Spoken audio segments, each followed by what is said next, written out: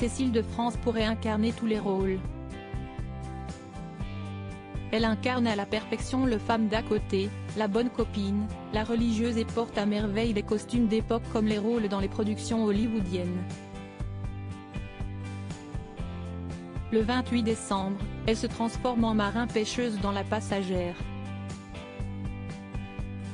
Une fois les caméras éteintes, la sublime star belge de 47 ans ne se prélasse pas dans un appartement chic à Paris.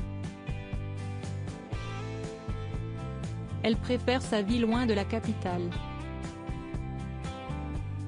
Dans le magazine Elle, la comédienne se confie sur son rapport avec son métier. La journaliste du magazine Elle fait remarquer à Cécile de France qu'elle habite loin de Paris et qu'elle semble avoir un vrai désir de ne pas faire partie du petit cercle parisien. L'actrice rétorque alors : « Je n'ai pas grandi dans ce milieu. Je viens d'une petite ville en Belgique, Namur, où tout le monde se connaît. On boit des bières.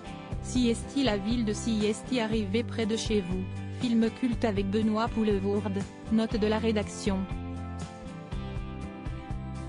Mes parents tenaient un café, le QG des jeunes artistes du coin.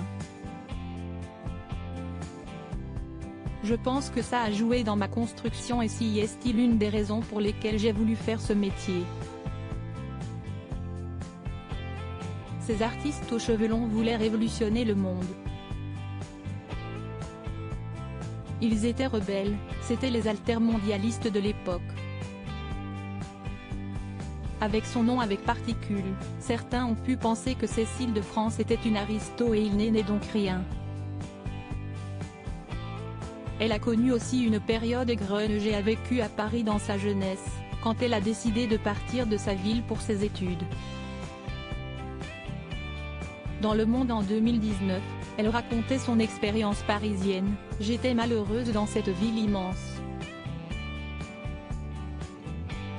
J'ai gagné ma vie comme jeune fille au pair dans le très chic 16e arrondissement, moi qui étais grunge, m'habillais dans les poubelles et portais les cheveux rouges. » À l'époque, elle était en couple avec un amoureux qui jouait du djembé et faisait la manche et Cécile de France avoue même avoir été cracheuse de feu au quartier latin. Si est-il donc vert que Cécile de France coule des jours heureux avec sa famille, son mari musicien Guillaume Ciron et leurs enfants Lino, 13 ans, et Joy, 10 ans. Ils sont installés dans un discret village du nord de la France, à 2 pas de la Belgique où elle profite des siens loin de la frénésie parisienne. Retrouvez l'intégralité de l'interview dans le magazine Elle du 15 décembre 2022.